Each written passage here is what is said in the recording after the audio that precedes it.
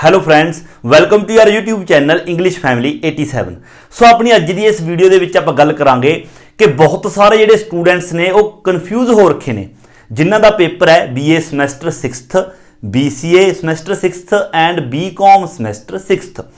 उन्हां दे सिलेबस दे विच उन्हां नूं एक जिहड़ा अपना क्वेश्चन आना है CV लिखना, मतलब कि जॉब एप्लीकेशन एंड CV। हुण बहुत सारे स्टूडेंट्स ने जिहड़े कन्फ्यूज हो रहे ने कि असी CV किस तरह लिखनी है, एप्लीकेशन लिखनी है, जॉब एप्लीकेशन लिखनी है या फिर CV लिखनी है। उन्होंने नहीं पता कि जॉब एप्लीकेशन एंड CV है जिहड़ी ज्वाइंट करके लिखनी है तुसीं ने पेपर दे विच, और तुहानूं किस तरह आवेगी। देखो इस वीडियो दे विच आपां गल करांगे, बिल्कुल आसान है।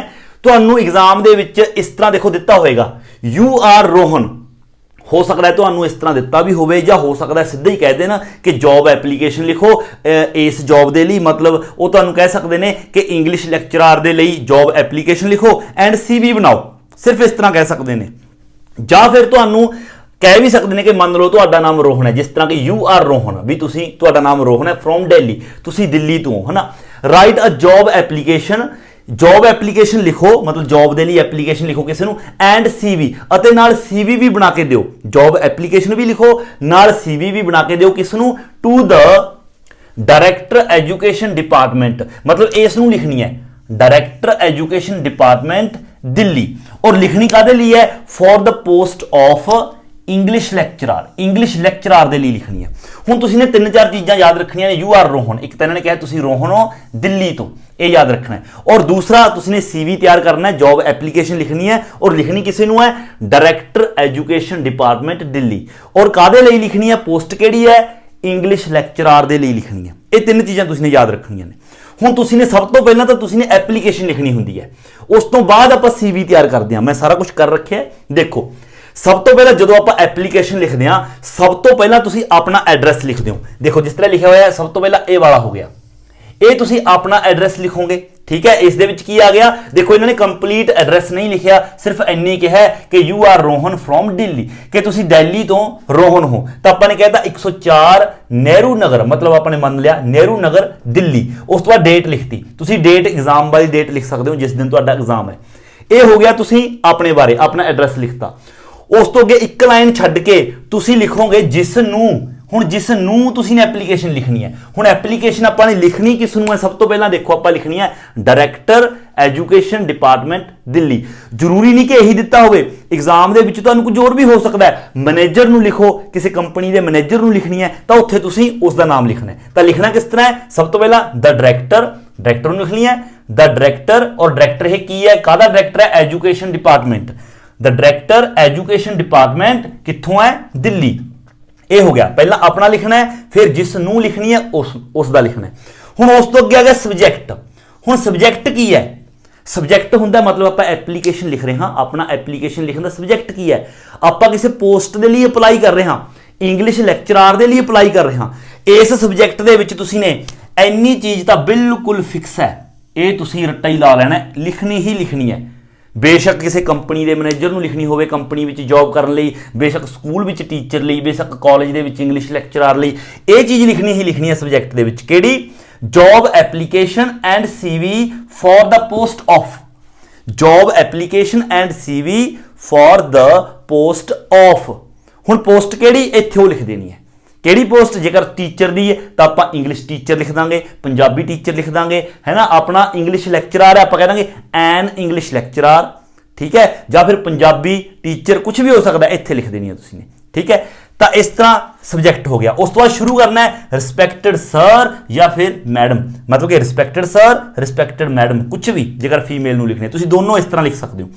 फिर आ फॉर्मेट भी बिल्कुल सेम रट्टा ही ला लेना तुसीं ने, विच मैं जिहड़े ब्लैंक्स छड्डे ने उन्हां दे थां ते जो उन्होंने दिता होएगा वो आप भर देंगे। ये भी तुसीं ने बिल्कुल सेम ही लिखना है, ये इक्को ही चीज़ तुसीं ने रट्टा ला लो, यही लिख के आयो बस जो जॉब एप्लीकेशन लिखनी है।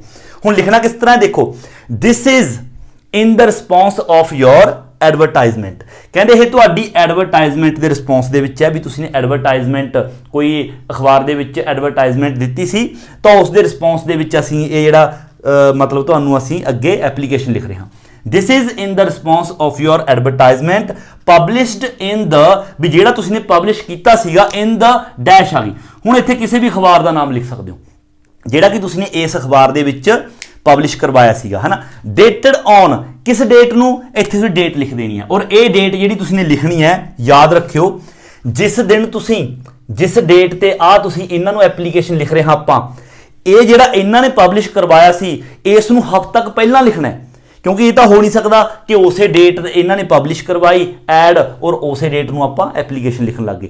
ਹਫ਼ਤਾ ਤੱਕ ਪਹਿਲਾਂ ਦੇਖੋ, ਆਪਾਂ ਲਿਖ ਰਹੇ ਹਾਂ 6 ਜੂਨ 2023 ਨੂੰ, ਤਾਂ ਇੱਥੇ ਆਪਾਂ ਲਿਖਤਾ 28 ਮਈ 2023, ਮਤਲਬ ਕਿ ਇੱਕ ਹਫ਼ਤਾ ਪਹਿਲਾਂ ਲਗਭਗ ਇਹਨਾਂ ਨੇ, ਆਪਾਂ ਇਹਨਾਂ ਨੂੰ ਕਹਿ ਰਹੇ ਹਾਂ ਕਿ ਤੁਸੀਂ ਨੇ ਐਡਵਰਟਾਈਜ਼ਮੈਂਟ ਦਿੱਤੀ ਸੀ ਇਸ ਅਖਬਾਰ ਦੇ ਵਿੱਚ, ਹੈ ਨਾ, ਇੰਨੀ ਤਰੀਕ ਨੂੰ। ਕਾਹਦੇ ਲਈ ਦਿੱਤੀ ਸੀ? For the post office, for the post of, ਕਿਹੜੀ ਪੋਸਟ ਦੇ ਲਈ? ਤੁਸੀਂ ਨੇ ਇਸ ਪੋਸਟ ਦੇ ਲਈ, ਔਰ ਪੋਸਟ ਕਿਹੜੀ, ਇੱਥੇ ਪੋਸਟ ਲਿਖ ਦੇਣੀ ਹੈ। ਇਹਨਾਂ ਨੇ ਕਿਹੜੀ ਪੋਸਟ ਦੇ ਲਈ? ਇੰਗਲਿਸ਼ ਲੈਕਚਰਰ, ਤਾਂ ਇੱਥੇ ਲਿਖ ਦੇਣਾ ਐਨ ਇੰਗਲਿਸ਼ ਲੈਕਚਰਰ। ਹੋਰ ਵੀ ਕਾਸੇ ਦੀ ਹੋ ਸਕਦੀ ਹੈ, ਕਿਸੇ ਕੰਪਨੀ ਦੇ ਵਿੱਚ ਮੈਨੇਜਰ ਲਈ ਹੋ ਸਕਦੀ ਹੈ, ਤਾਂ ਤੁਸੀਂ ਉਹ ਲਿਖ ਦਿਓ। ਜ਼ਰੂਰੀ ਨਹੀਂ ਕਿ ਇਹ ਜਿੱਥੇ ਬਲੈਂਕਸ ਛੱਡੇ ਹੋਏ ਨੇ, ਇਹ ਜਿਹੜੀ ਉਹਨਾਂ ਨੇ ਦਿੱਤੀ ਹੋਈ ਹੈ ਪੋਸਟ ਕਾਹਦੇ ਲਈ, ਇੱਥੇ ਉਹ ਲਿਖ ਦੇਣੀ ਹੈ, ਠੀਕ ਹੈ। ਇਹ ਹੋ ਗਿਆ। ਹੁਣ ਉਸ ਤੋਂ ਬਾਅਦ ਆਪਾਂ ਕੀ ਕਹਿਣਾ? I want to offer my service, ਮੈਂ ਤੁਹਾਨੂੰ ਆਪਣੀ ਸਰਵਿਸ ਆਫਰ ਕਰਨਾ ਚਾਹੁੰਦਾ, ਮਤਲਬ ਕਿ ਮੈਂ ਲੱਗਣਾ ਚਾਹੁੰਦਾ ਜਿਹੜੀ ਪੋਸਟ ਦੇ ਲਈ ਤੁਸੀਂ ਨੇ ਐਡਵਰਟਾਈਜ਼ਮੈਂਟ ਦਿੱਤੀ ਹੈ। ਅੱਗੇ if you give me a chance, ਜੇਕਰ ਤੁਸੀਂ ਮੈਨੂੰ ਚਾਂਸ ਦਿੰਦੇ ਹੋ, I will prove myself sincerely, ਤਾਂ ਮੈਂ ਆਪਣੇ ਆਪ ਨੂੰ ਸਾਬਿਤ ਕਰਾਂਗਾ, ਹੈ ਨਾ। ਉਸ ਤੋਂ ਅੱਗੇ ਮਾਈ ਸੀਵੀ, ਇਹ ਵੀ ਸੇਮ ਇਸ ਤਰ੍ਹਾਂ ਲਿਖਣਾ ਹੈ, ਮਾਈ ਸੀਵੀ ਹੈਜ਼ ਬੀਨ ਅਟੈਚਡ, ਮੇਰੀ ਜਿਹੜੀ ਸੀਵੀ ਹੈ ਕਰਿਕੂਲਮ ਵੀਟਾ ਜਾਂ ਰਿਜ਼ਿਊਮ ਉਹ ਅੱਗੇ ਅਟੈਚ ਕੀਤਾ ਹੋਇਆ ਹੈ। ਯੋਰ ਫੇਥਫੁਲੀ, ਯੋਰਸ, ਇੱਥੇ ਯੋਰਸ ਲਿਖ ਦਿਓ, ਯੋਰਸ ਫੇਥਫੁਲੀ ਰੋਹਨ, ਇਹ ਰੋਹਨ ਆਪਣਾ ਨਾਮ ਲਿਖਣਾ ਜਿਹੜਾ ਉਹਨਾਂ ਨੇ ਦਿੱਤਾ ਹੋਇਆ। ਜੇਕਰ ਇੱਥੇ ਉਹਨਾਂ ਨੇ ਕੁਝ ਵੀ ਨਹੀਂ ਦਿੱਤਾ ਤਾਂ ਤੁਸੀਂ ਆਪਣੇ ਲਵੋਂ ਕੁਝ ਵੀ ਲਿਖ ਸਕਦੇ ਹੋ, ਬਟ ਤੁਸੀਂ ਆਪਣਾ ਡਾਟਾ ਨਹੀਂ ਫਿਲ ਕਰਨਾ, ਕੁਝ ਵੀ ਆਪਣਾ ਨਹੀਂ ਕੁਝ ਵੀ ਲਿਖਣਾ ਤੁਸੀਂ ਨੇ, ਬਸ ਤੁਸੀਂ ਨੇ ਕੋਈ ਵੀ ਫਿਕਟੀਟੀਅਸ ਨੇਮ ਹੈ ਜਿਹੜਾ ਤੁਸੀਂ ਨੇ ਲਿਖ ਦੇਣਾ, ਕੋਈ ਵੀ ਆਪਣੇ ਲਵੋਂ ਮੰਨ ਕੇ। ਹੁਣ ਉਸ ਤੋਂ ਅੱਗੇ ਇੱਥੇ ਤੱਕ ਹੋ ਗਿਆ। ਉਸ ਤੋਂ ਅੱਗੇ ਤੁਸੀਂ ਨੇ ਇਸ ਦੇ ਨੀਚੇ ਹੀ, ਮਤਲਬ ਮੈਂ ਇੱਧਰ ਲਿਖਿਆ ਸਾਈਡ ਤੇ, ਤੁਸੀਂ ਇਸ ਤਰ੍ਹਾਂ ਸਾਈਡ ਤੇ ਨਹੀਂ ਲਿਖਣਾ, ਇਸ ਦੇ ਨੀਚੇ ਹੀ ਲਿਖਣਾ ਤੁਸੀਂ ਨੇ, ਇੱਧਰ ਜਗ੍ਹਾ ਨਹੀਂ ਸੀ ਤਾਂ ਕਰਕੇ ਮੈਂ ਇੱਧਰ ਲਿਖਤਾ। ਹੁਣ ਇਸ ਦੇ ਨੀਚੇ ਤੁਸੀਂ ਨੇ ਸਟਾਰਟ ਕਰਨਾ ਹੈ ਇਸ ਤਰ੍ਹਾਂ, ਸੀਵੀ ਜਾਂ ਫਿਰ ਰਿਜ਼ਿਊਮ ਪਾ ਕੇ। ਹੁਣ ਉੱਥੇ ਸੀਵੀ ਜਾਂ ਰਿਜ਼ਿਊਮ ਪਾ ਕੇ ਸਭ ਤੋਂ ਪਹਿਲਾਂ ਤੁਸੀਂ ਲਿਖਣਾ ਨੇਮ, ਸੇਮ ਚੀਜ਼ਾਂ ਲਿਖ ਦਿਓ, ਇੱਕ ਅੱਧੀ ਘੱਟ ਵੀ ਲਿਖ ਦੋਗੇ, ਮਤਲਬ ਇੱਕ ਅੱਧੀ ਘੱਟ ਲਿਖ ਦੋਗੇ, 4 ਲਿਖ ਦੋਗੇ, 3 ਲਿਖ ਦੋਗੇ ਤਾਂ ਵੀ ਚੱਲ ਜੂ, ਕੋਈ ਪ੍ਰੋਬਲਮ ਨਹੀਂ। ਸਭ ਤੋਂ ਪਹਿਲਾਂ ਨੇਮ ਲਿਖਣਾ ਹੈ। ਹੁਣ ਨੇਮ ਇਹਨਾਂ ਨੇ ਦਿੱਤਾ ਆਪਾਂ ਨੂੰ ਰੋਹਨ, ਤਾਂ ਆਪਾਂ ਰੋਹਨ ਹੀ ਲਿਖ ਦਾਂਗੇ, ਜੇ ਨਹੀਂ ਦਿੱਤਾ ਤਾਂ ਕੁਝ ਵੀ ਲਿਖ ਸਕਦੇ ਹੋ। ਉਸ ਤੋਂ ਬਾਅਦ ਫਾਦਰ ਨੇਮ ਲਿਖ ਦਿਓ ਇੱਥੇ, ਜੋ ਵੀ ਫਾਦਰ ਨੇਮ ਤੁਸੀਂ ਆਪਣੇ ਲਵੋ ਮੰਨ ਕੇ। ਫਿਰ ਐਡਰੈਸ ਆਪਣੇ ਲਵੋ, ਜੇ ਤਾਂ ਇਹਨਾਂ ਨੇ ਐਡਰੈਸ ਇੱਥੇ, ਜੇ ਤਾਂ ਇੱਥੇ ਐਡਰੈਸ ਇਹਨਾਂ ਨੇ ਦਿੱਤਾ ਹੈ ਫਿਰ ਤਾਂ ਉਹੀ ਲਿਖਣਾ ਹੈ, ਜੇ ਨਹੀਂ ਦਿੱਤਾ ਤਾਂ ਤੁਸੀਂ ਆਹ ਵਾਲਾ ਐਡਰੈਸ ਹੀ ਲਿਖਣਾ ਹੈ। ਇਹ ਨਾ ਹੋਵੇ ਕਿ ਇੱਥੇ ਕੁਝ ਹੋਰ ਲਿਖਤਾ ਉੱਥੇ ਕੁਝ ਹੋਰ ਲਿਖਤਾ, ਜਿਹੜਾ ਉਹ ਐਡਰੈਸ ਲਿਖੋਗੇ, ਕਿਉਂਕਿ ਆ ਵੀ ਆਪਣਾ ਹੀ ਐਡਰੈਸ ਲਿਖਿਆ ਇੱਥੇ ਆਪਾਂ, ਤਾਂ ਸੇਮ 104 ਨਹਿਰੂ ਨਗਰ ਦਿੱਲੀ, ਤਾਂ ਇਹ ਐਡਰੈਸ ਤੁਸੀਂ ਨੇ ਦਿੱਲੀ ਇੱਥੇ ਤੱਕ ਇਹ ਲਿਖ ਦੇਣਾ ਉੱਥੇ, ਠੀਕ ਹੈ। ਬਾਕੀ ਮਕਾਨ ਨੰਬਰ, ਹਾਊਸ ਨੰਬਰ ਲਿਖਣਾ ਕੋਈ ਅੱਗੇ ਲਿਖ ਸਕਦੇ ਹੋ, ਐਡਰੈਸ ਸੇਮ। ਇਹ ਚੀਜ਼ਾਂ ਦਾ ਧਿਆਨ ਰੱਖਣਾ ਥੋੜਾ ਜਿਹਾ।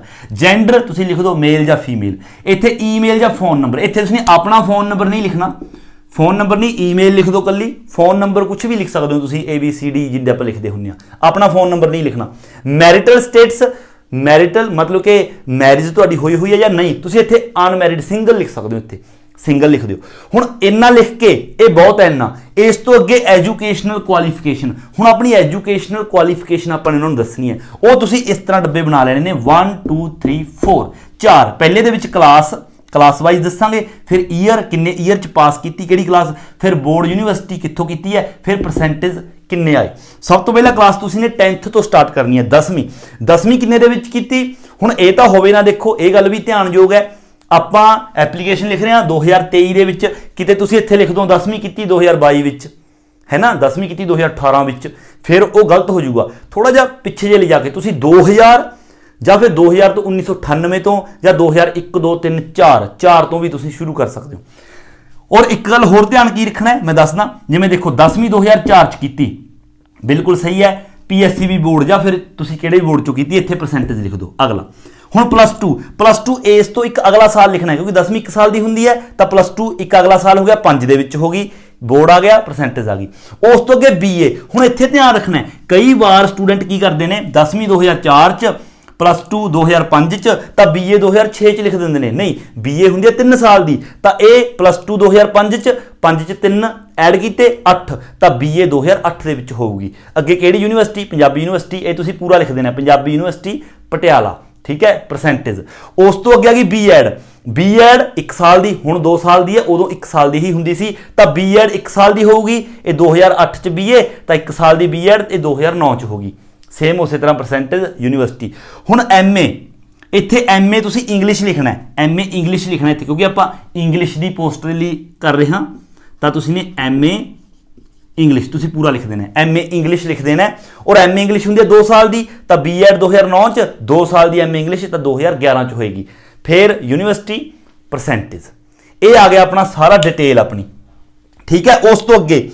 ਇਸ ਤੋਂ ਅੱਗੇ ਸਾਰੀ ਇਹ ਕੁਆਲੀਫਿਕੇਸ਼ਨ ਲਿਖ ਕੇ, ਅੱਛਾ ਕੁਆਲੀਫਿਕੇਸ਼ਨ ਹੋਰ ਲਿਖਣੀ ਹੈ, ਹੋਰ ਵੀ ਲਿਖ ਸਕਦੇ ਹੋ, MA ਕਿਸੇ ਹੋਰ ਦੀ ਉਹ ਵੀ ਲਿਖ ਸਕਦੇ ਹੋ, ਹੋਰ ਕੋਈ ਡਿਗਰੀ ਕੀਤੀ ਹੈ ਉਹ ਵੀ ਲਿਖ ਸਕਦੇ ਹੋ, ਕੋਈ ਪ੍ਰੋਬਲਮ ਨਹੀਂ।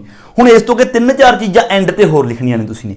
ਪਹਿਲਾ UGC ਨੈਟ ਜੇਕਰ ਕਲੀਅਰ ਹੈ ਤਾਂ ਇੱਥੇ ਲਿਖ ਸਕਦੇ ਹੋ ਤੁਸੀਂ ਕਲੀਅਰ ਹੈ ਵੀ ਸਾਡਾ। ਉਸ ਤੋਂ ਅੱਗੇ ਟੀਚਿੰਗ ਐਕਸਪੀਰੀਅੰਸ ਤਾਂ ਤੁਸੀਂ 4 ਸਾਲ ਦਾ, 3 ਸਾਲ ਦਾ, 5 ਸਾਲ ਦਾ ਤੁਸੀਂ ਲਿਖ ਸਕਦੇ ਹੋ। 5 ਈਅਰਸ है ना, 5 ਈਅਰਸ ਟੀਚਿੰਗ ਐਕਸਪੀਰੀਅੰਸ ਐਟ ਕਿਸੇ ਕਾਲਜ ਦਾ ਨਾਮ ਲਿਖ ਸਕਦੇ ਹੋ ਤੁਸੀਂ, ਕਿਸੇ ਦਾ ਵੀ ਤੁਸੀਂ, ਠੀਕ ਹੈ ਵੀ ਫਲਾਣੇ ਕਾਲਜ। NSS ਲਾਇਆ ਤੁਸੀਂ ਨੇ ਕਿੰਨੇ ਸਾਲ, 2 ਈਅਰਸ 3 ਈਅਰਸ, ਉਹ ਤੁਸੀਂ ਲਿਖ ਸਕਦੇ ਹੋ। ਉਸ ਤੋਂ ਅੱਗੇ ਆ ਗਿਆ ਲੈਂਗੁਏਜ ਨਾउन। ਲੈਂਗੁਏਜ ਨਾउन ਕਿਹੜੀ ਤੁਹਾਨੂੰ ਭਾਸ਼ਾਵਾਂ ਆਉਂਦੀਆਂ ਨੇ, 3 ਮੇਨ ਲਿਖ ਦਿਓ, ਠੀਕ ਹੈ, ਪੰਜਾਬੀ, ਹਿੰਦੀ, ਇੰਗਲਿਸ਼, ਜਾਂ ਤੁਸੀਂ ਕਹਿ ਸਕਦੇ ਹੋ ਪੰਜਾਬੀ ਇੰਗਲਿਸ਼ ਹਿੰਦੀ, ਜਾਂ ਇੰਗਲਿਸ਼ ਪੰਜਾਬੀ ਹਿੰਦੀ, ਕੁਝ ਵੀ, ਉਹ ਤੁਹਾਡੀ ਇੱਛਾ। ਉਸ ਤੋਂ ਅੱਗੇ ਹੌਬੀਜ਼, ਇੱਥੇ ਤੁਸੀਂ ਆਪਣੀਆਂ ਹੌਬੀਜ਼ ਲਿਖ ਦਿਓ, ਪਲੇਇੰਗ ਗੇਮਸ, ਰੀਡਿੰਗ ਬੁੱਕਸ, ਕੁਝ ਵੀ ਲਿਖ ਸਕਦੇ ਹੋ। ਬਸ ਇੱਥੇ ਆ ਕੇ ਤੁਹਾਡਾ ਇਹ ਜਿਹੜੀ CV ਹੈ ਤੁਹਾਡੀ ਇਹ ਕੰਪਲੀਟ ਹੋ ਜਾਏਗੀ। ਬਿਲਕੁਲ ਆਸਾਨ ਹੈ, 10 ਨੰਬਰ ਤੁਹਾਨੂੰ ਫੇਰ ਹੀ ਆਉਣਗੇ, ਕਿਉਂਕਿ ਇੱਕ ਪੇਜ ਤੁਹਾਡਾ ਆ ਸਾਰਾ ਕਵਰ ਕਰ ਜਾਏਗਾ, ਔਰ ਇੱਕ ਪੇਜ ਲਗਭਗ 1 ਜਾਂ 1.5 ਪੇਜ ਵਾਂਗੂ ਤੁਹਾਡਾ ਆ ਕਵਰ ਕਰ ਜਾਏਗਾ, ਤਾਂ ਇਸ ਲਈ ਤੁਹਾਨੂੰ 10 ਨੰਬਰ ਆਰਾਮ ਨਾਲ ਮਿਲ ਜਾਣਗੇ। ਔਰ ਗੱਲਾਂ ਜਿਹੜੀਆਂ ਤੁਸੀਂ ਨੇ ਯਾਦ ਰੱਖਣੀਆਂ ਨੇ, ਤੁਹਾਨੂੰ ਮੈਂ ਬਾਰ-ਬਾਰ ਦੱਸ ਰਿਹਾ। ਇੱਕ ਤਾਂ ਇਸ ਦੇ ਵਿੱਚ ਜਦੋਂ ਇਹ ਜੇਕਰ ਤੁਹਾਨੂੰ ਨਾਮ ਤੁਹਾਡਾ ਇਹ ਦੇ ਦੇਣਗੇ ਖੁਦ ਕਿ ਯੂ ਆਰ ਰੋਹਨ, ਇਹ ਨਾਮ ਯਾਦ ਰੱਖਣਾ ਹੈ ਕਿ ਹਾਂ ਇਹਨਾਂ ਨੇ ਮੇਰਾ ਨਾਮ ਰੋਹਨ ਦਿੱਤਾ ਹੈ, ਔਰ ਕਿੱਥੋਂ, ਦਿੱਲੀ ਤੋਂ, ਐਡਰੈਸ ਯਾਦ ਰੱਖਣਾ ਹੈ। ਹੋ ਸਕਦਾ ਇਸ ਤਰ੍ਹਾਂ ਕੰਪਲੀਟ ਐਡਰੈਸ ਵੀ ਇਹ ਦੇ ਦੇਣ, ਤਾਂ ਕੰਪਲੀਟ ਹੀ ਯਾਦ ਰੱਖਣਾ ਹੈ। ਜੇਕਰ ਸਿਰਫ ਇੰਨਾ ਕਹਿ ਦੇਣ you are Rohan from Jalandhar, ਤਾਂ ਤੁਸੀਂ ਜਲੰਧਰ ਜਦੋਂ ਐਡਰੈਸ ਇੱਥੇ ਲਿਖੋਗੇ ਤਾਂ ਉਹ 104 ਨਹਿਰੂ ਨਗਰ ਫਲਾਣਾ ਨਗਰ ਤੁਸੀਂ ਆਪਣੇ ਕੋਲੋਂ ਲਿਖ ਲੈਣਾ। ਉਸ ਤੋਂ ਅਗਲੀ ਗੱਲ ਯਾਦ ਰੱਖਣੀ ਹੈ, ਜੌਬ ਐਪਲੀਕੇਸ਼ਨ ਅਤੇ CV ਲਿਖਣੀ ਹੈ। ਲਿਖਣੀ ਕਿਸ ਨੂੰ ਹੈ, डायरेक्टर एजुकेशन डिपार्टमेंट दिल्ली, इत्थे होर भी कुछ हो सकता है, मैनेजर हो सकता है किसी डैश डैश किसी कंपनी का, वो याद रखना भी उसनूं लिखनी है। उस तो अगे पोस्ट किहड़ी पोस्ट दे लई लिखनी है, इत्थे इंग्लिश लैक्चरार दे लई है, हो सकता है इत्थे सुपरवाइजर दे लई होवे, हो सकता है इत्थे PM दे लई होवे, कुछ भी हो सकती है, वो याद रखना है। फिर तुसीं ये 3 चीज़ां याद रख के सब तो पहला अपना एड्रैस लिखना है, जेकर इत्थे ना कंप्लीट दिता है, नहीं दिता तो अपने कोलों मन लियो। फिर डेट एक लाइन छड्ड के, डेट तुसी पेपर वाले दिन दी लिख सकते हो, कोई प्रॉब्लम नहीं। फिर एक लाइन छड्ड के जिस नूं लिखनी है, डायरेक्टर एजुकेशन बोर्ड, हो सकता है तुहानूं कुछ होर दस्से तो वो लिख लेना है। फिर सबजैक्ट आ चीज़ फिक्स है subject they which, job application and CV for the post of, फिर अगे पोस्ट किहड़ी है, द PN है ना, the supervisor and English lecturer, Punjabi teacher, कुछ भी तो वो लिख दो। फिर शुरू कर दो रिस्पैक्टेड सर या रिस्पैक्टेड मैम, दोनों लिख दो, ठीक है। फिर आ चीज़ भी फिक्स है, जिथे ब्लैंक्स छड्डे ने उत्थे इन्हां दे विचों भरी जाओ। जिस तरह this is in the response of your advertisement, तुहाडी जिहड़ी एडवरटाइजमेंट है पब्लिश्ड इन, जिहड़ी कि छपी सी, उसका रिस्पॉन्स मैं कर रहा। छपी कित्थे सी, इस न्यूज़पेपर दे विच, किन्नी डेट नूं, डेटेड ऑन 28 मई 2023 दे विच, है ना। तो इत्थे भर दिओ कादे लई, फॉर द पोस्ट ऑफ, कादी पोस्ट है जिहड़ी, किहड़ी पोस्ट दे लई, तां English lecturer and English lecturer. जे PN है द PN, सुपरवाइजर है द सुपरवाइजर। उस तो बाद आ भी same, I want to offer my service, मैं तुहानूं अपनी सर्विस ऑफर करना चाहना। If you give me a chance I will prove my sincerity, जेकर तुसीं मैनूं चांस दिंदे हो तो मैं अपने आप को साबित करांगा। अगे ये लिख दो, माई CV हैज़ बीन अटैच्ड, मेरी CV अगे अटैच की गई है। योर्स फेथफुली, अपना नाम जो दिता है, नहीं दिता तो अपने लोगों कुछ भी लिख लियो। उस तो बाद CV लिखनी है, CV का रिज्यूम पा के नाम, फादर नेम, ये नाम वही लिखना same, father name, address, gender, नाम तुसीं ने जेकर इत्थे इन्हां ने नाम नहीं भी दिता, ये नेम तुसीं ने जिहड़ा इत्थे लिखोगे तुसीं अपना नाम, है ना, तो उही नाम तुसीं ने अगे लिखना। इत्थे तो मेरे ख्याल लिखा नहीं होया, इत्थे आ नीचे जिहड़ा इत्थे लिखोगे तो उही इत्थे नाम आएगा। अगे सारी चीज़ां जेंडर, ईमेल, मैरिटल स्टेटस लिख के, एजुकेशन क्वालिफिकेशन इस तरह लिख दो। फिर नीचे 3-4 चीज़ां ये लिख दो, ये CV तुहाडी तैयार है। 10 नंबर तुहानूं पक्के आउणगे, 10 नहीं तो 9 तो दे ही देणगे। बट जेकर बैटर तरीके नाल लिखोगे तो इस तरह तुहानूं नंबर पक्के आउणगे। सो ये तुसीं इस तरह जॉब एप्लीकेशन ते CV है जिहड़ी इस तरह बना के आउणी है पेपर दे विच। सो बहुत सारे बच्चों नूं डाउट सीगी, सो तुहाडे डाउट्स के कारण ही टाइम कढ़ के, वैसे बहुत ज़्यादा बिजी स्कैजूल है, टाइम कढ़ के तुहाडे लिए ये वीडियो बनाई है। आई होप कि तुसीं इस वीडियो के थ्रू सीखोगे कुछ और पेपर दे विच करके आओगे। सो मिलते हैं अगली वीडियो लैके, उदों तक दिओ इजाजत। Thank you so much.